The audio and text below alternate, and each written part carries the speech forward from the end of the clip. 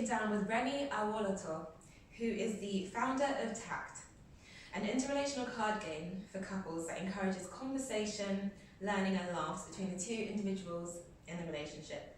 Welcome, Reni. Hi. Hey, so how are you doing? I'm good. How are you? I'm good. I'm really happy to have you here and to be having this conversation. Likewise. Okay, cool. All right, well, I've given a brief intro about Tact. So I think first off, why don't we allow the audience to learn a bit more about you? Okay, I'm Reni, as Sheila has said. I am an English teacher by profession, which lends itself towards, I guess, what Tact is all about, but also one of my general passions, which is communication. I'm big on communication just in every sphere in my life. So with my husband, with my friends, with my family. It's pretty much a bit about me. Okay, cool. I think that's a really well-rounded intro, actually. Okay, so tell us about Tact. I mean, I kind of gave a brief intro on that as well. How would you describe what Tact is all about? Okay, so I would say that Tact is a card game that is centered around conversations. So there's 100 cards and they all have different questions and actions on them. But the whole purpose, the whole aim of the game is to get couples together, talking, throw technology to the wind, no Netflix, no phones, no FaceTime, literally just one-on-one engaging with each other. Okay. I really like the sound of that. It's very kind of, encouraging those real human relationships, because in this day and age we're so kind of caught up with technology and kind of what's going on online. So it's like really bringing people back to the basics. Absolutely. I think that for me, one of the things that just keeps fueling me in the direction towards Tact and the purpose of it is the fact that when you first get to know someone, there's so much discovery, there's so much what's your favourite colour and what's this, and then as time goes on you start to feel like you know that person, and people change and adapt over time, and so it's just a real opportunity for couples to stay connected. So on the back of the box it says whether you've been together for 2 weeks or 20 years, the idea is to just stay reconnecting essentially. Okay. So I recall when I had personally first heard you talk about Tact, it was really fascinating to hear that you had been prepping and working on this product for over a year. So can you tell us a bit about that kind of process and what was involved in creating the product? So I think that the main thing was just taking it from an idea, basically, I want to create an opportunity for couples to connect and discover each other again, to what does that actually look like? How many cards, how many questions, what kind of questions, and a lot of rephrasing, a lot of rewording, and I guess having to think about it from the position of the player. How will that question be perceived?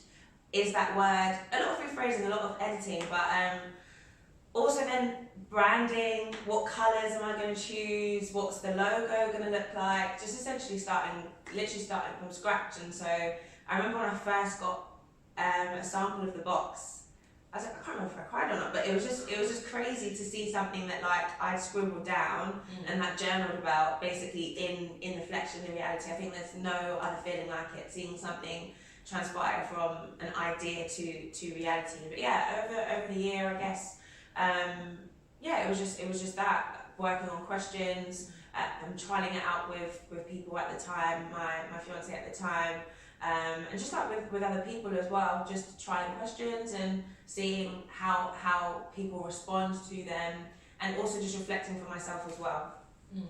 Okay, so you tried it with your fiance, and with friends as well, and they gave feedback. Did you use that in an iterative process then to refine?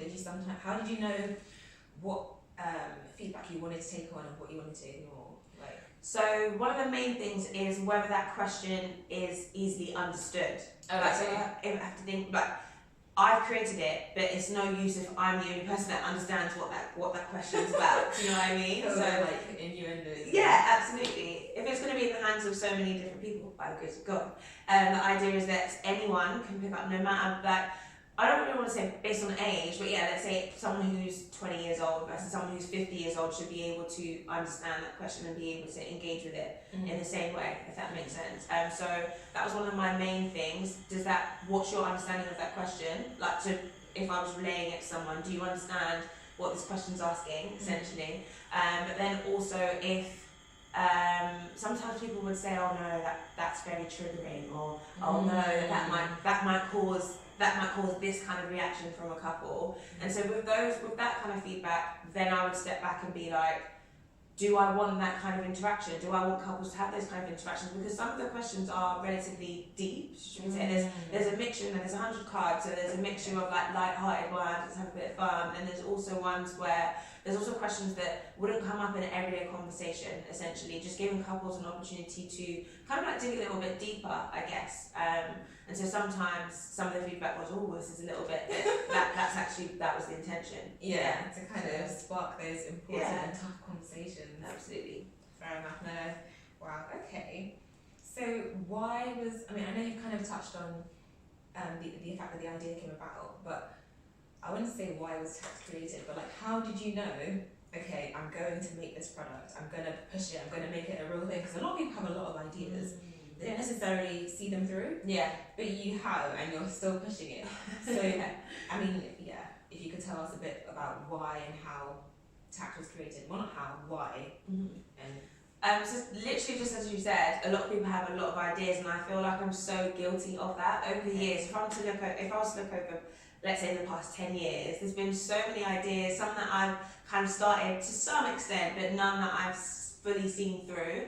And I guess at the point where Tact was actually birthed, I was having conversations with one friend in particular, and we were both kind of having that similar conversation, saying that we have all these ideas, but we don't really see things through.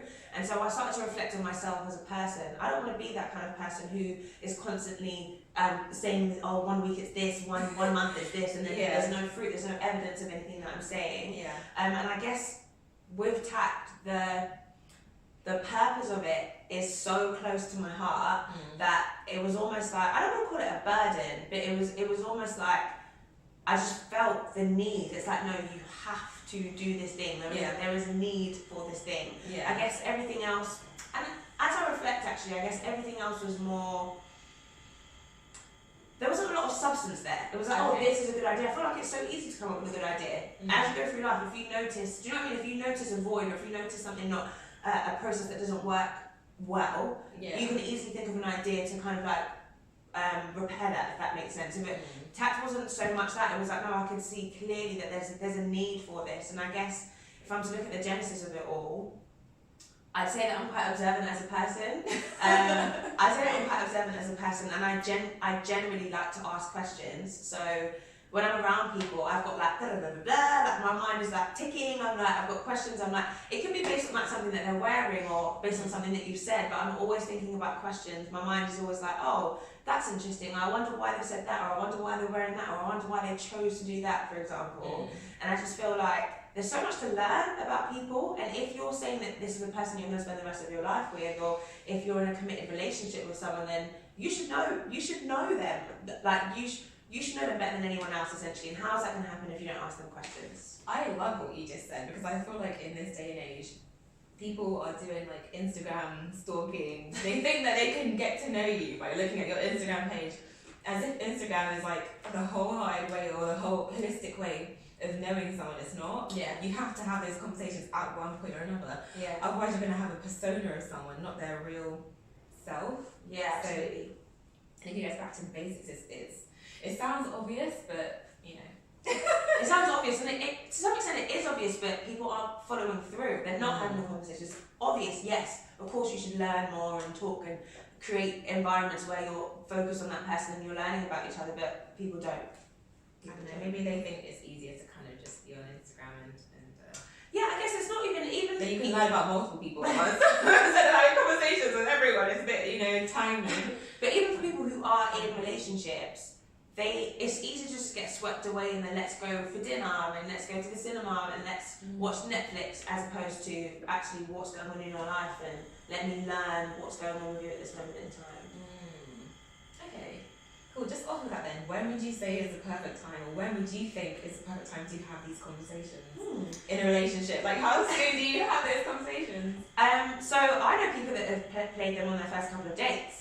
Oh wow! Like at the table.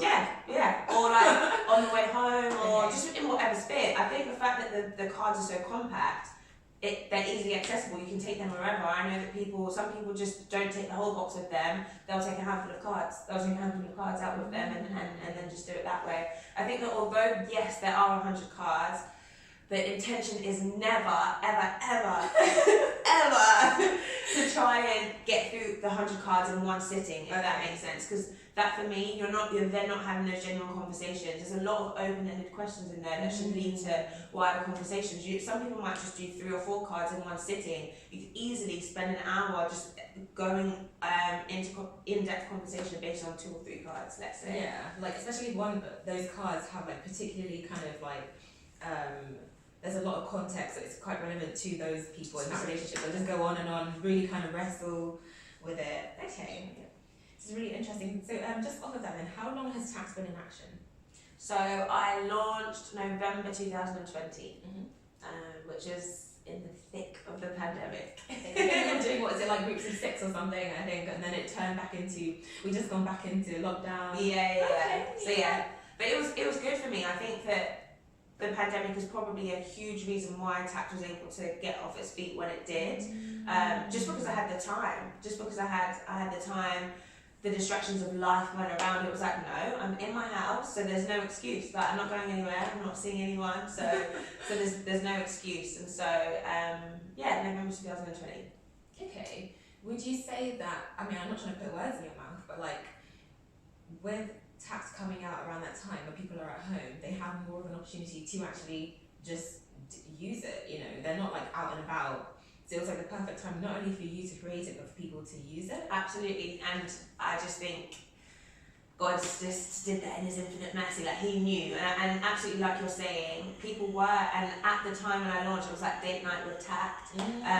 So yeah, date nights are better with Tact. So it was this whole idea that you don't need to be in a fancy restaurant to enjoy the time with your person. You don't need to go bowling and all the other activities that people do outside of their house. You can actually create an experience. All you need is the other person. All you need is your significant other in order to create an experience. And I saw people doing all sorts. They had like fairy lights and I love that. That's really pretty, really cute. Yeah. Fairy lights and snacks. Wow. Recommend snacks. Snacks make everything better. That's good. So I don't bring you any snacks. I'm sorry.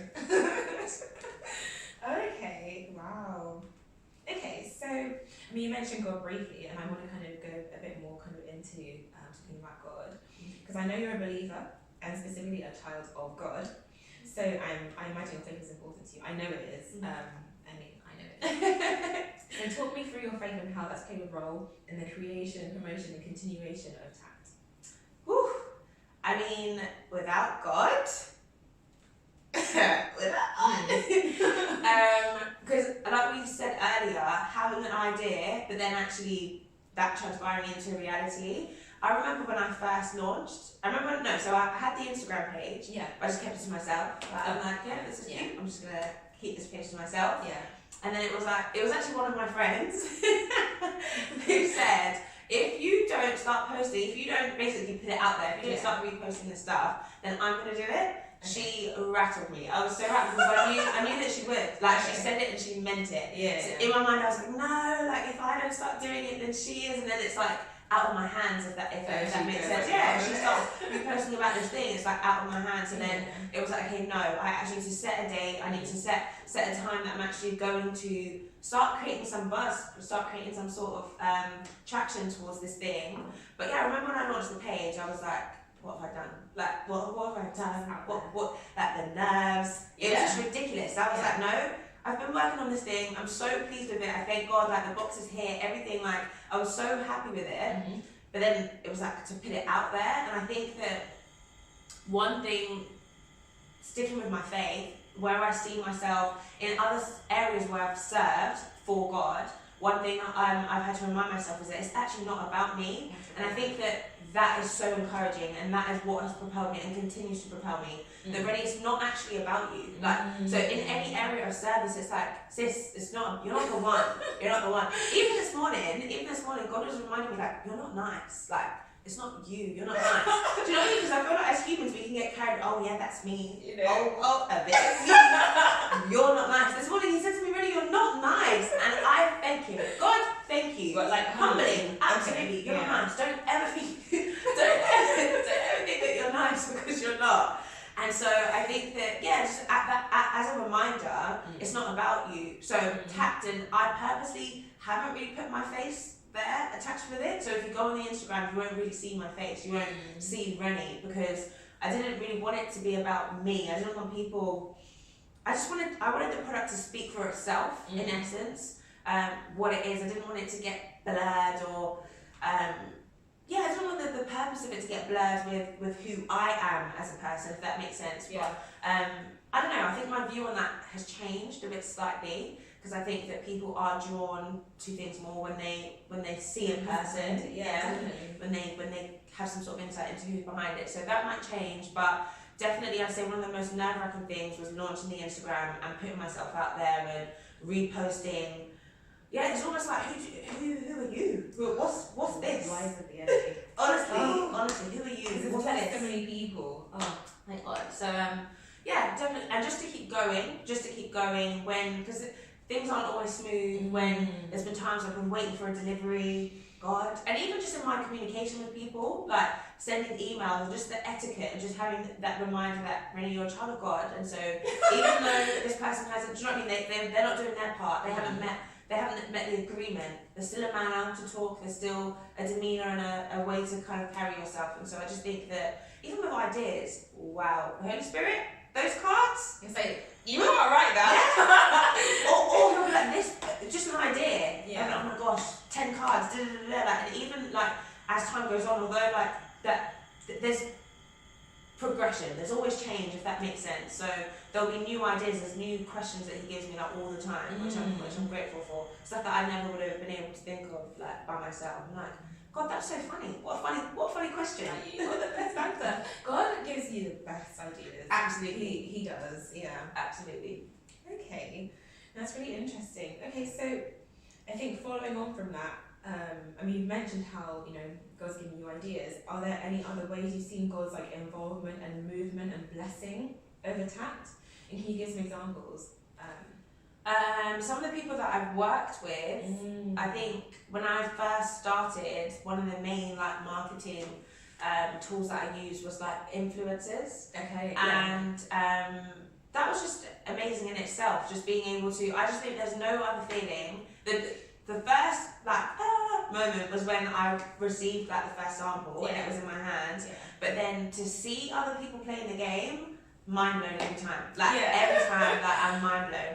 And sometimes now, I'll be in places and I'll just through conversation with people, I'll just tell them, my business Tact. And when they know, when I'm in a space and somebody knows about Tact, mind blown again. I'm like, God, hello, hi, it's just me. It's literally just me. How's this person in wherever I am? How do they know? They'll be like, oh yeah, I saw it on Instagram, or oh yeah, my friend sent it to me, or oh yeah, my friend bought it for me, and I'm like, wow, because I feel like there's so much more. There's so much more that I want to do with it. There's so much more that I see for it, and so based on I don't want to say where it is right now for people outside of my sphere. What do they call it? Like an echo chamber? I think that's what.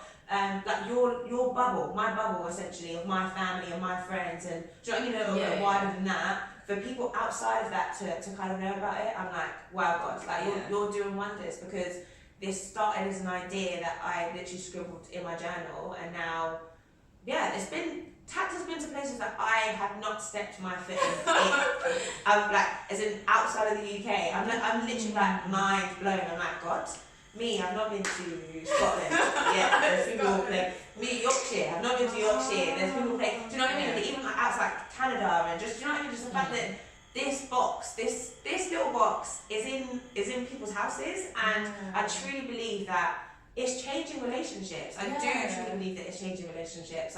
Take the time, learn your person, know your person. That's incredible. I mean, just to think how your obedience or your kind of stepping out, because you had an idea, right, and actually kind of following through and saying, I don't want to be the sort of person who just comes up and doesn't do anything, has blessed so many people. Thank God. And just on that, because I said the word obedience, but I feel like I don't know if you necessarily said that word specifically. How? Because I feel like different people hear from God or get ideas in different ways. Sometimes it's not this kind of, I was sleeping and then I saw a dream, and I saw a box hovering and I knew this. Yeah. Or I heard or I saw a scripture. you had an idea, and did you ever kind of know, okay, I'm meant to do this, or did you just kind of go with it and then you saw God kind of add on to you? But God usually speaks to me when I'm journaling. Like a lot of the time, it will be like when I'm journaling, and then it's like, and I'm like, where did this come from? Like, wow, let's do this for hundreds, blah blah blah blah blah. And I just feel like, I feel like communication's always been a big thing to me. Just like naturally who I am as a person, as I was saying earlier, like I ask questions all the time to the point where like people around me are like, Reni, it's okay. Like it's actually okay. Like leave them alone. Like I could be in a museum, for example, and get talking to the security guard. Like, oh, so like, how long have you worked here? Kind of thing. Like, so do you like it? Like, what kind of people? Just generally, like anyone that I meet, my mind is like, like I want to this and I want to that. And so I feel like communication's always been big for me. Relationships have always been big for me, and just the way that they work. So watching like my parents' relationship, and then just navigating my own one, and just understanding that everyone's relationship is different, but the importance at the end of it, when we boil it down, communication, I can't scream about it enough. And so I feel like God kind of wired me that way, but for Tact to be birthed, it was definitely like in a period where like I was kind of reflecting on like pandemic again, basically what does that look like, how does my relationship look in this season. And I'm not gonna lie, like my parents' relationship was a big inspiration behind it as well. They've been together for like over 30 years. Wow. My dad likes to take a lot of pride in that. I've known your mom or since you or whatever. I love that. But even like as long as they've known each other, I still see room for learning each other the more. Does that make sense? And obviously, they've been together longer than I've been alive, obviously. But I just still see so much room for like. There's more depth there. There's more to know, and it just, for me, it just speaks volumes. It's like no matter the length of time, there's still so much that you can learn about the person. It's true. And people evolve, so you can maybe even play the game in like a year's time, and there might be like different answers. And I say that all the time. That like there's cards. So like one of the cards says like I'm sorry for, like I'm sorry for ... But it's like the thing that you apologise for in January. By the time we get to April, there's already another thing to apologise for. So you don't pray for that. No, but naturally, I'm sorry for. It could be my tone, or I'm sorry for eating your last biscuit.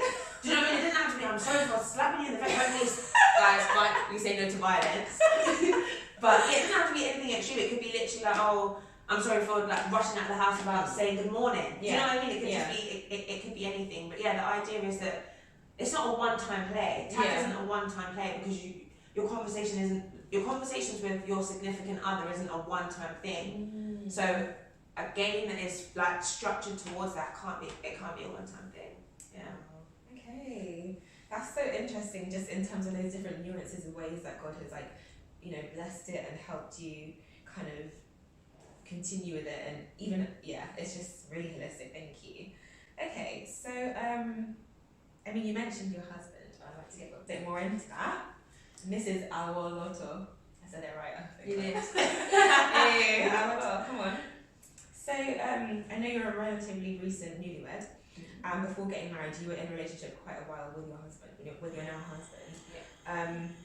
So it'd be interesting to know how your own experiences played into contributing to your ideas for the game, especially in regards to questions. Obviously, don't share anything you don't want to, but like, if you were in a relationship, if you weren't in one, some might say, oh, how do you know what to ask? So, I think for the most part, I kind of like fleshed out the questions that I thought that I was going to go with, like I said, and then it was like, okay, using people as a soundboard. Okay, what do you think about this? And I remember him asking me like, okay, so just like throw me a couple questions, like what kind of, because I think what I've seen naturally, women tend to be more inclined and geared towards the game. From what I've seen, men are always a little bit more reserved. Like I remember a man saying, "Oh, this sounds like a trap. This game sounds like a trap. Literally, this sounds like a problem." And I'm like, it's not. There's nothing better than knowing your wife or your girlfriend or and you won't say your husband or whatever. Yeah, absolutely. But no. When I kind of used my husband as a soundboard in the like early stages, he was like, yeah, like this is all good. He was like, but where are the questions about sex? I was like, huh? He was like, yeah, where are the questions about sex? I'm I'm not trying to encourage. So one of my main things was that I am not trying to encourage anyone to have sex before marriage. And he was like, yeah, but it doesn't need to be. You don't need to encourage people to have sex before marriage. But if you're saying that this is a card game for couples, and you know that married people are going to play this, and you know that sex is a huge part of relationships, why would you not involve questions about that? So I really had to take that away. And one of the things that I struggled with, because I wasn't married at the time, basically. It was a bit of a tricky one for me, I'm not gonna lie. Yeah, honestly, I'm like, okay, so like, and I guess that was one of the difficulties. It was like, okay, so this is a card game for couples, but couples in so many different seasons, and I guess that's one of the difficult things about coming up with the questions. It's like some couples have kids and some don't, but then and some children is a whole other element to a relationship. And I know some people struggle with. Some people don't want kids. Some people struggle. Some people struggle with that. So then it's like navigating how can I make it accessible for everyone, but then also not make it so not make it difficult for believers who aren't in that season where they can have sex. Where I'm like, I don't want to listen. I'm not going to encourage premarital sex. Honestly, I was like, Jesus, not me. Not me. How are you doing that? Not me encouraging the hanky-panky. No. So So what I did, and I don't know, it feels very Christianese, but I was like, I'm going to say it anyway. So all of the questions about sex in the game. So I think one of them is like, okay, so how often do you think we should have sex within marriage? Do you know what I mean? Just add that little, in marriage, how often do you think? Do you know what I mean? So in marriage, how often, how frequent do you think? How can we make sex in marriage more accessible? Like, do you know what I mean? So like, it's just that little disclaimer, I'm just chucking it in there. Obviously, I have no control over what people do, but it was something that I felt heavily convicted by, like just in the phrasing and the wording of it. I'm not trying to encourage anyone in that way. And I do think I feel like God was using him in that moment in time, because Of course, couples need to talk about sex. Of course they do. It's like one of the main things. Yeah. Of course they do. So yeah, that was massive input.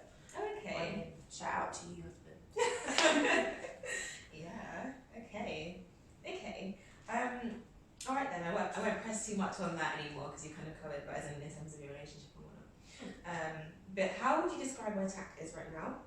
And do you have any like revelation or insights about where it's going? So, for example, additions for friends or families, or like mother-daughter dynamics, or It's so interesting that you the congregation dynamics are doing. Can you imagine? They might be. So Tact right now, I'm in a space where my vision, I just wanted to get in as many hands as possible. Essentially, I feel like in the beginning it was kind of like testing the waters. Does this thing work? This thing that I just muddled up in my room, like, does it work? Are people interested in it? Do people play it? Do they like it? And I feel like I've had about just over a year of that, and I feel like it's been such a transformative journey for me. This is like the only business that I've ever kind of like that I've ever had, essentially, and so there's been so many pockets for me to like learn marketing and branding and just like social media and all this stuff. So it's been really like transformative for me as a person. But definitely now I'm like, and just hearing the feedback, there's nothing like getting the feedback from people. Oh, we played on this day, or oh, we were meant to do a couple of cards, then we ended up playing all night, and just honestly, just like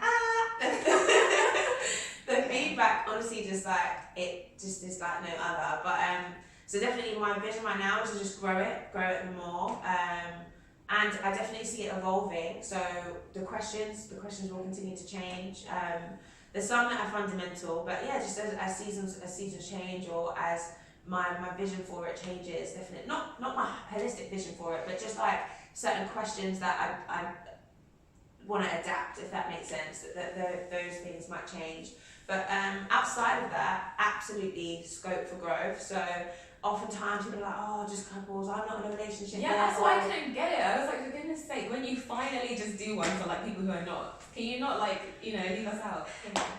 When I want to buy it, but like I'm not admit it. So for those who aren't in a relationship right now, it's still a great gift. For your friends who are in relationships, for your friends who are newly married, or for your friends who are in long-term relationships, it makes the perfect gift. But yes, for those who don't fit into that category just yet, Yes, there is a Friends edition that is on the way. Sooner than people know or realise. Okay. Yeah, no, from the beginning it was always there was always I always had a vision to grow it and more. Yeah. As I said, communication, and it's not just couples. Everybody. Friendships, families can be parents, children. Oh my gosh, parent, children. Yeah. So wow. yeah, there's definitely growth there. Okay, no, it's exciting. I can't wait. As soon as the Friends one comes out. I mean, if I'm in a relationship beforehand, maybe I'll get them both at the same time. Hello. You can do like two for the price of, or I don't know, two for this. And I'm just joking. You don't have to read the prices. But okay, so what drives you to keep going? You know, it's one thing to start, and I know you can see the encouragement, but I think one thing that I'm always hearing when it comes to people starting up stuff is sustainability, and to keep going, to go the mile, you know? That's such a good question. It is. Should I? Yeah. Wow. Sometimes I'm like, I can't. Sometimes I'm like, I can't. Like even this morning, I was like, I'm gonna do this for Tact. I did not one of them. And I think a big part of running a business, not to say that you shouldn't have standards and you shouldn't operate in the spirit of excellence, you definitely should. But I think a big part of just juggling life, because that's how I see life right now, and like there's lots of just things to juggle. Honestly, like my actual job, and then just like my relationships and just do you know what I mean? Just constantly juggling. You have to get to a place where you're okay, or where you can accept and move forward with not ticking off everything on your to-do list. Because really and truly, as an adult, when does the to-do list end? That's what I'm waiting to find out. Like right now, I'm sure you have a to-do list. Yeah, I think I'm like, I need to clean my flat. Like a must. At what point am I going to clean it? I'm going to get a cleaner, I think. Because there's only so much you can do. I'm one person. Yeah. I'm one person. Do you know what I mean? So I feel like I've had to get to a place where I'm like, okay, I wanted it to be like this. Because you can. There's an element of perfectionist. Do you know what I mean? Oh no, the post. I can't spend 3 hours editing one post. What? Yeah. In the beginning, I was like, oh no, da. Now, are you joking? There's things to be done.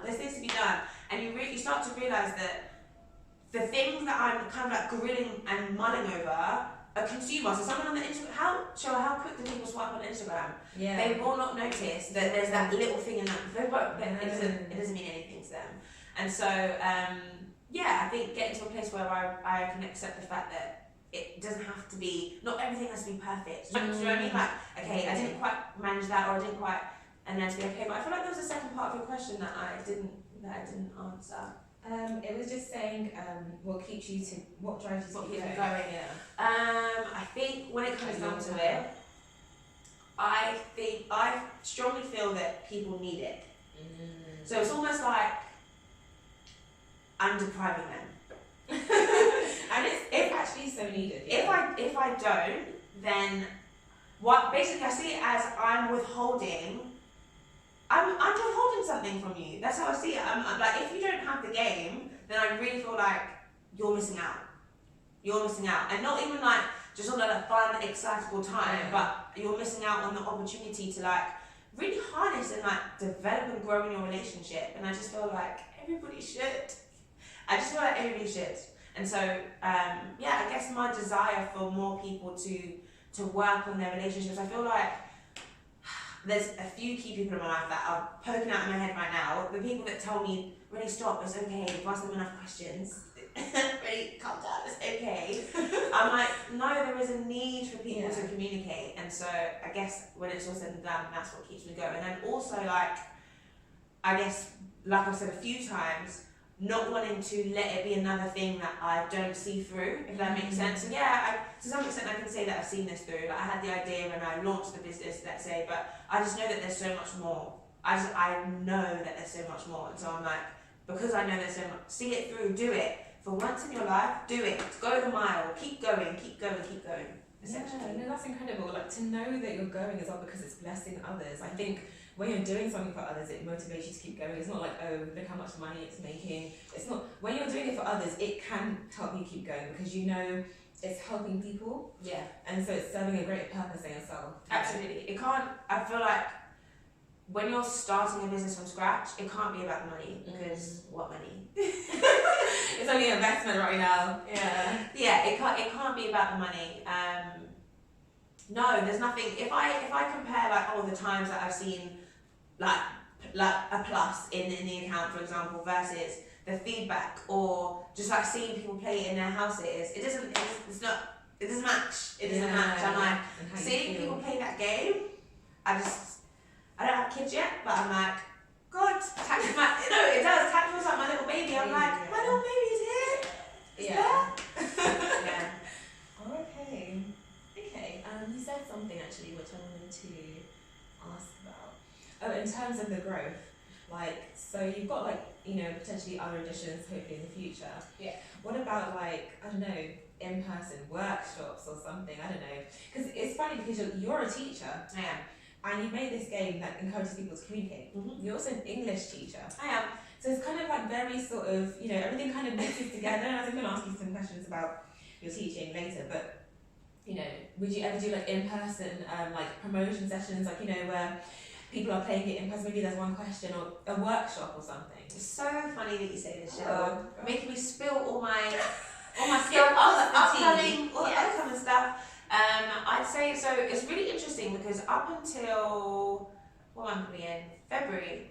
Yeah, up until February, most of my interactions with people had been online. I hadn't had any interaction. Even like everything's just post. Like I just go to the post office and it gets posted out, and there's not a lot of interaction. I haven't had a lot of face-to-face interaction other than the people that I know in a real life. I haven't had any face-to-face interaction up until February. I was at a wedding show, the Modern African Wedding Show. It was amazing. A little plug for them.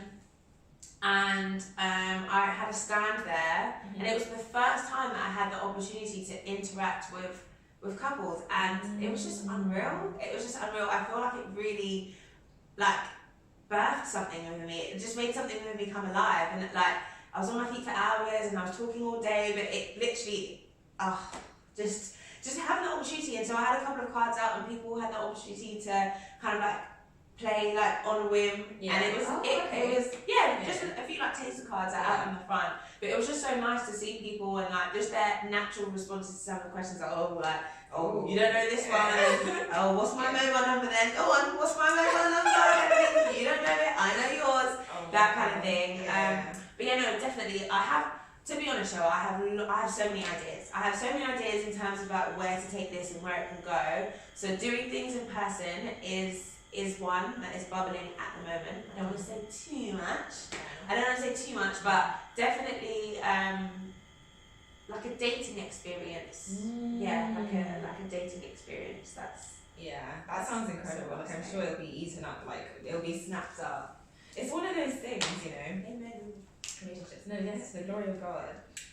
So the fact that you're even so excited about, the prospects of the future, that would obviously, I would imagine, inspire you to keep going, because there are so many ideas that you said you have, but you sound excited about them. So Yeah, absolutely. I think that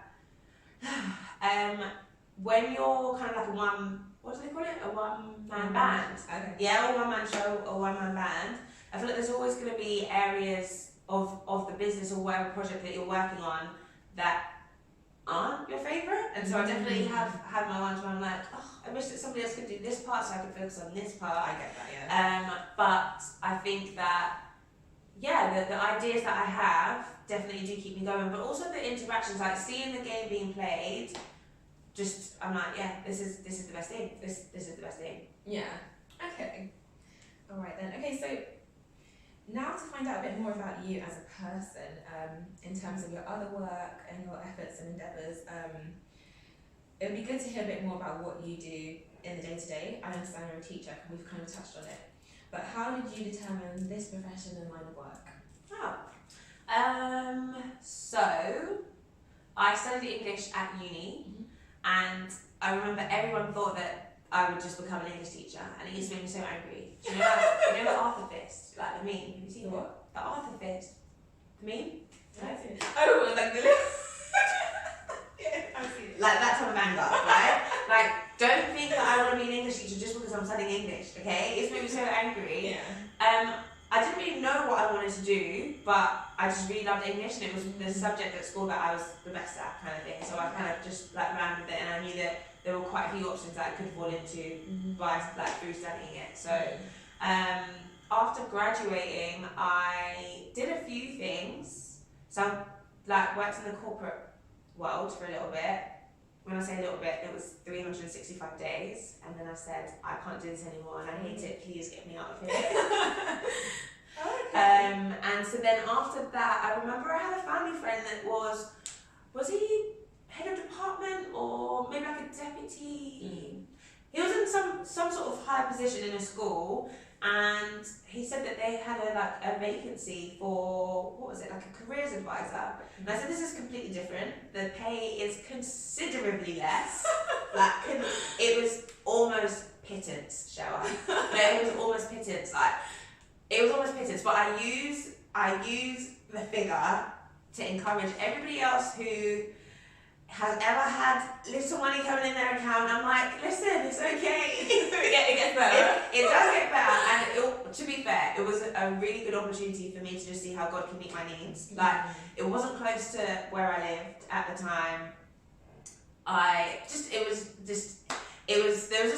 There were a lot of no's, but honestly, it was one of my favourite jobs ever. There were a lot of reasons why I could have hated that job. Yeah. But it was honestly my favourite job ever, and it was such a starking contrast from where I'd been, like working for one of the top 4, whatever. Okay. It was such a complete different environment. I almost felt like I shouldn't have been there. That previous job. In the school, I felt like I shouldn't have really been there. Who am I? I was young. I was like fresh out of uni, not too long out of uni. So what, maybe like 22, and I was working with the sixth formers at the time. So they're like 16, 17, 18. I'm like, I'm only a couple of years older than you guys. Literally, and they knew that message to call me miss. Even people calling me miss at that time, I was spun. I was like, who is the miss? Me? Yeah. I'm still young. But yeah, no, honestly, that was one of my favourite jobs ever. And so it kind of, I really feel like it was just my foot into like the whole education sphere. After working with young people, I was like, no, this is definitely where I want to be, but not on this salary. Okay. So I was like, okay, just not on this salary. So I was like, okay, what can I do going forwards? What does this look like? Where is the progression? Where is the growth? So yeah, working in that role, I was totally like, okay, I love working with young people, but where is the growth? Like, let's just think in 5 years ahead, 10 years ahead, how can I kind of make a career out of this? And teaching then became the obvious one. So I kind of like dabbled in a few things before that, but once I was in that role, and just how fulfilling it was, how rewarding, and how hilarious. Like, young people are hilarious. Everyone's always like, how can you work with young people? They're so rude, they're this. Honestly, I laugh every day. I laugh every day. Every day I will laugh, because the things that they do, some of it's disgusting, I'm not gonna lie. They pick their nose. They do. They pick their nose and they eat it. Kids, you know that you do that. It's disgusting. Wait, what age range are we talking? Like secondary school. They do. Wow. They do from year 7 to year 11. They pick their nose and they eat it, and it's disgusting. I know. Anyway, don't need to get into the icky stuff, but so basically after that role, I was definitely like, I want to work with young people. I didn't necessarily teaching, nah, but I was like, what else? It was kind of like a what else? Because that youth worker, kind of flitted around that. Social worker, working with young people, kind of flitted around that. But teaching just kind of felt like the next. I don't know. I feel like everything was ordained, but I don't know. Teaching just felt like the one that I should go for. So I remember just before I actually did my PGCE, I also was flitting around with psychology for a little bit. Again, communication, asking questions, digging deeper, all that kind of stuff. So I was like, psychology, definitely, like counsellor, like therapist, definitely. Wow. And some people do say that tact is a little bit, it's like therapy, but without going to therapy. Yeah. Which is because you're encouraging conversations. I was going to say that actually. That's quite Some people do say that. So I did flit around psychology for a little bit, but then I realised that there's so much science involved in that.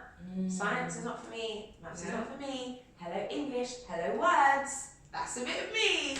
So yeah, I did my PGCE and then it was just like straight off from there, basically. Yeah. Okay. No, okay, well that's really interesting. I guess the kind of development into your role. So what would you say is a common myth about your field of expertise as an English teacher? That I know how to spell every word.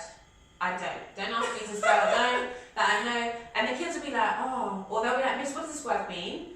I really had to I'm telling you, humility in this life, in whatever capacity, in whatever role, humility. They'll be like, oh, Miss, what does this word mean? And I had to get to a place where I was okay with letting the kids know, I don't know. I've never heard this word before. I don't know how to spell this word, or I don't know what this word means. I'm not the knower of all. I'm not the knower of all. Yeah. Who is the who is the who? God. Yes. Yeah. God and only God. So I had to get to a place where I was like, I don't know, let me check. And I'll literally go on Google and I'll be like, la la la la la, what does this word mean? And I feel like once people see it, people often shy away from things that they're unable to do, if that makes sense. They see it as a weakness. Oh, I'm supposed to be skilled in this area. I'm supposed to be an expert in this area. Yeah. But actually, I see it, and I see the kids respond so much better.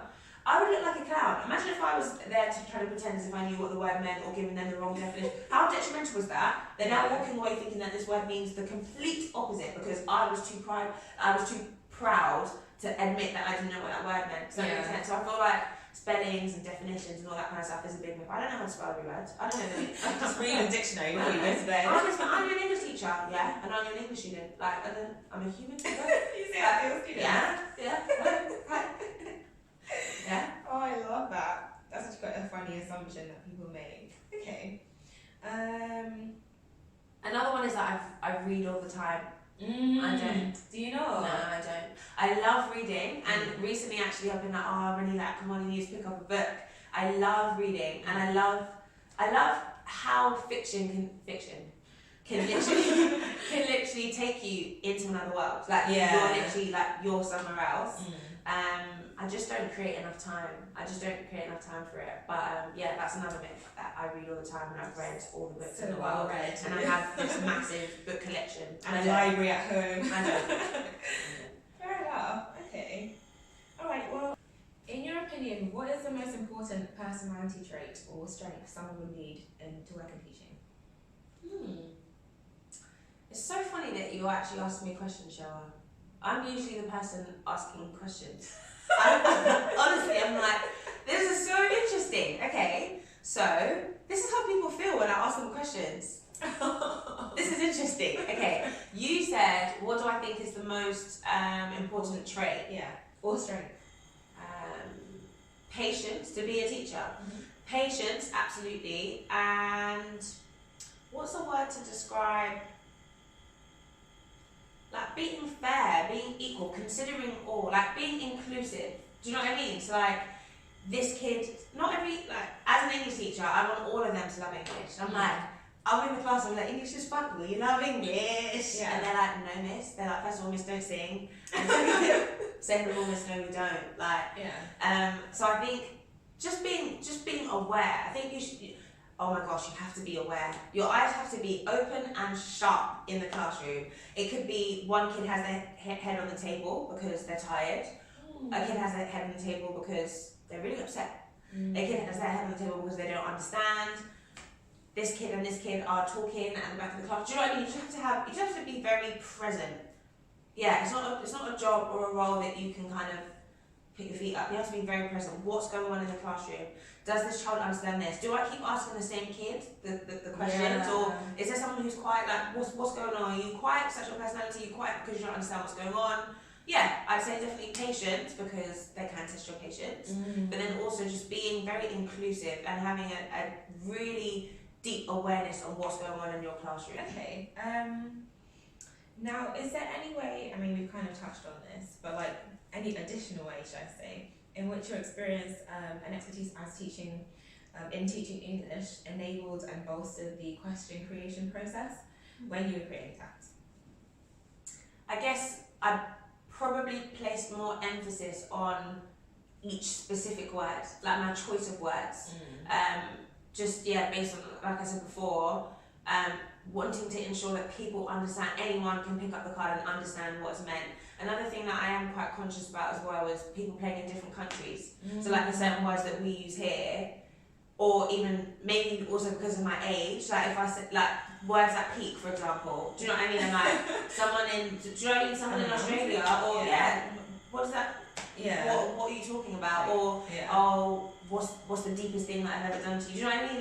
Like just in terms of like the phrasing and the specific words, just being like hyper conscious that everyone, it's accessible for everyone, regardless. Are you 50? Are you 25? Basically, that they'll be able to understand and access the cards. Yeah, so you've got that awareness just because of the fact that you're conscious of the English language and how it's used and the meaning. Whereas some people might not think about that. So that's quite actually, I love the way your area of expertise, or one of your areas of expertise, has kind of fed into this idea. It just kind of shows how much even God can really interweave our lives and make things. All things work together. Literally all things. It's amazing. It's actually amazing. Okay, if you could start a different line of work tomorrow, or a different business, what would it be? Ooh. So right now I'm thinking of like hobbyish stuff. Why not? If I could start a different line of work or a different business, this is just a few things. Actually, there's one that I've sat on for years, but I don't know if that's, let me say the first things that came to mind. What is it? Okay, no, really focus. If I could start a new business or a new line of work, what would it be? I love hosting. Oh, okay. I love hosting. I love opportunities where people can come together. So whether it's food, whether it's games, so not necessarily like a card game, but basically just like opportunities for people to come together. But I also like food, so like something centered around that. I also like music. So there's just a lot of things that I like. Acting, we were talking about this the other day. Oh, were we? Someone that we were with was saying that they want to become a... Oh, yes, okay. Yeah. Oh, wow. Yeah. Oh, I would love to see that. That would be so cool. Me too. Okay. Basically, I feel like acting, posting, something to do with like cooking, music related, like, I don't know, like presenting stuff. I think that I would do hosting stuff as well. This is all stuff that I'm like, this would be fun. When you say hosting, do you mean like on TV or like an event? So when I was younger, I did think about like Oprah vibes. Okay, I can actually see that, to be fair. Communication. Yeah. So like, and questions again. And emotional intelligence. Literally what you're doing right now, Shoa. I could actually see it, to be fair. I don't know. I feel like there's a few things that I'm like, oh, this would be cool to like dabble in. But I think that's it. There's some other things I could say, but I'm like, no, the ones I've mentioned, the ones that I'm more interested. Yeah. Like when you say hosting as well, do you also mean like hospitality, like kind of bringing people into an environment and letting them kind of feel at home and kind of taking care of, like whether it's food and just good vibes and stuff? 100%. Okay. Yeah, I think I've seen that part of, you know, in terms of even cooking and whatnot as well. Oh, okay. Wow. Cool. Well, you know, clay in the potter's hands. You can do.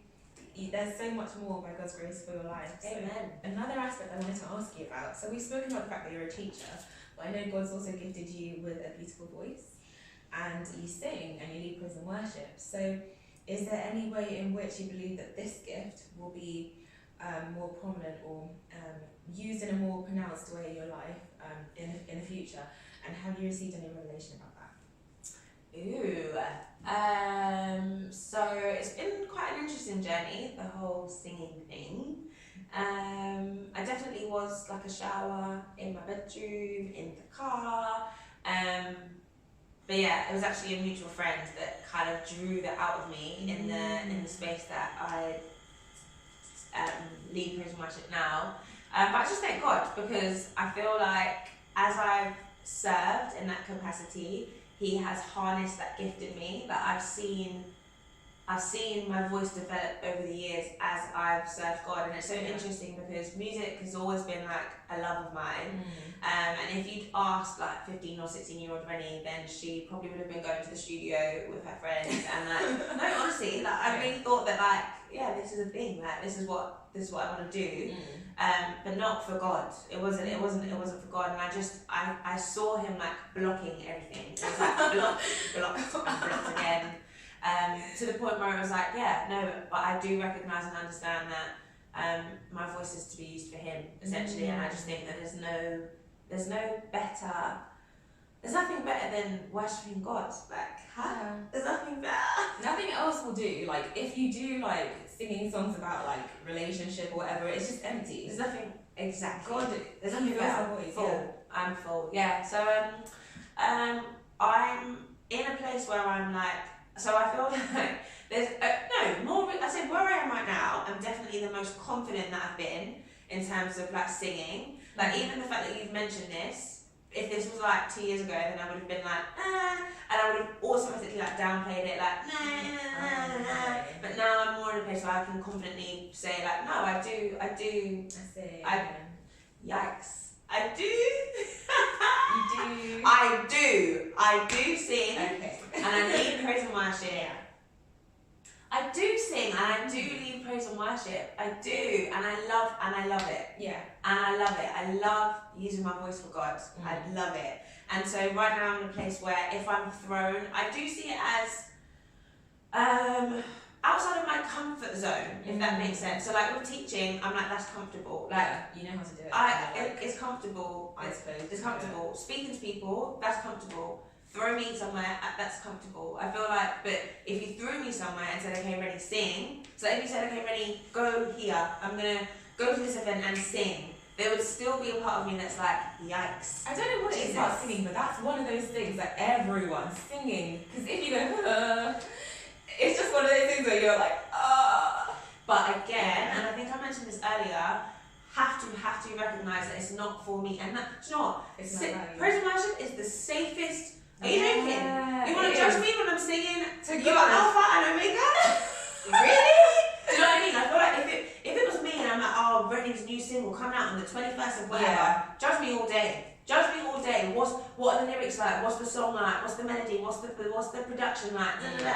But singing about God, try a judge. Yeah, just watching. Try a judge. So yeah, I feel like I'm in a place where I would say I'm more. Yeah, he's stirring me to get more comfortable using the gift. I feel like I'm just in a season where he's like, yeah, use it. It's no longer tucked away for your bedroom and your car. It's like, no, you're now in this space where, and I find it so interesting that people associate that with me. Singing? Yeah. Okay, because it's not. I'm so used to it being like, my friends when I was 15 knew that I wanted to become whatever I wanted to become. Yeah, but it is. I thank God that there's people that associate me with it because it means that I'm using it instead of. Yeah, because we know enough to say, oh, what's going on with it? Yeah, thank God. Okay, and what role do you think your efforts with Tact will play in the bigger picture of your life?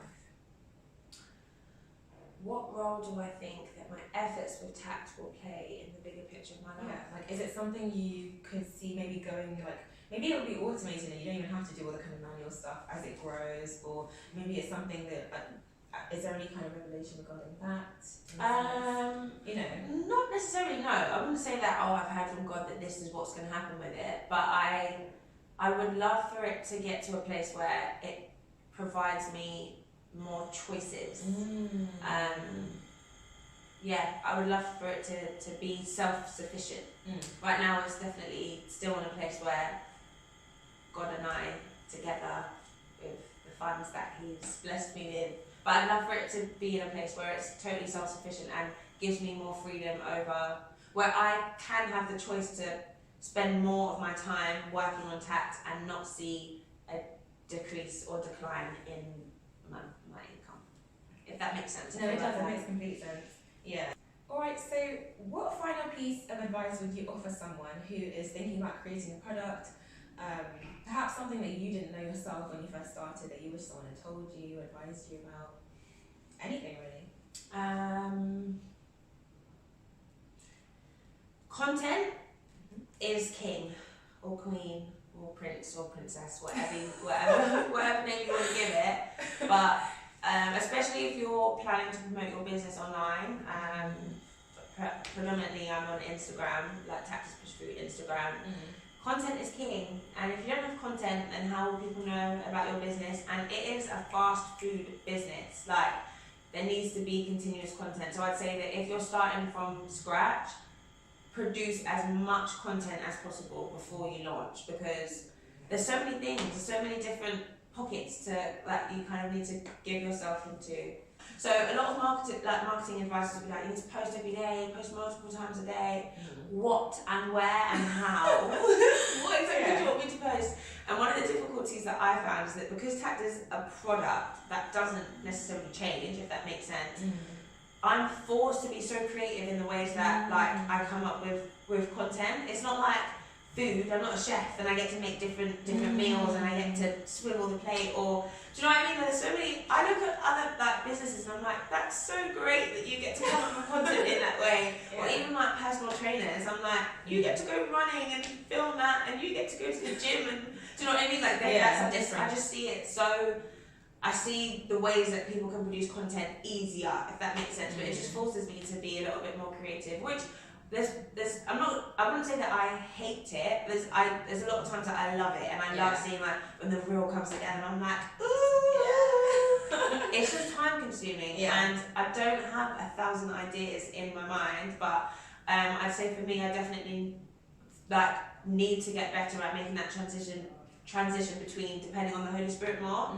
Like, God, this thing, hello, I need an idea. I haven't posted in X amount of time, or once I get to this day I have no more content to post, so please God, if you can help me come with an idea, that would be fantastic. But I definitely say that going into it, I didn't realise how much content I would have to produce and how difficult maybe it would be to come up with ideas. I would also say use people.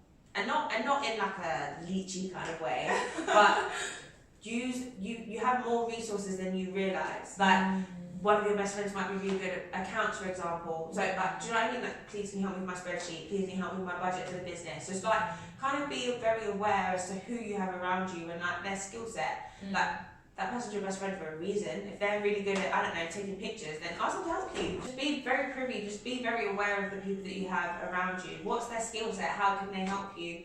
I want to believe that if someone is your friend or your family, then they would like to help you. If they're able to, if it's an area of their expertise that they excel in, then why not? And it doesn't have to be for free. Do you know what I mean? That you can find another way to repay them. Pray up, it's good. Come let me pray for you. Why not? I often tell people, listen, your reward is in heaven. Your reward is in heaven. One of my friend's boyfriends, you know who you are. I tell him all the time, I'm like, literally, the rewards that you're building up in heaven, only God knows how He's going to reward you. But yeah, no, I would say definitely like use the people around you, like especially when I'm one person. I cannot be content creator, accountant, post office, delivery, like there's just so much. There's so much. And so I thank God for the people that He's positioned in my life. I feel like I should, this is a great time to name drop, but I won't. You know who you are. Shout out. My sister is a huge help. But I'm grateful. I've got people around me who are there to help. So use the people around you. Okay. And that's really well-rounded and holistic advice. Okay, Reni, well, thanks so much for coming to Resolute Women today to talk about your experience with Tact and share, the journey of Tact. I'm so excited to see where it goes next. It's been inspirational, honestly. Oh, thanks so much for having me, Joa. It's been good. Like I said, I'm usually on the other side of this, where I'm asking people questions and trying to find out things. So this has been quite reflective for me, actually, and I think that it's another point to look back on where you've come from and the beginnings of things. I feel like there's a lesson in that. There's a lesson in looking back. But definitely. Yeah, everyone should do the things that has been laid on their heart, I would say. But yeah, thank you so much for having me. Of course, I couldn't agree more with your last point. Okay, so thanks so much for tuning into April's edition of Resolute Stories with the founder of Tact, Reni Awoloto. It's been an incredible time and we hope to see you again in May's edition. Thanks, bye!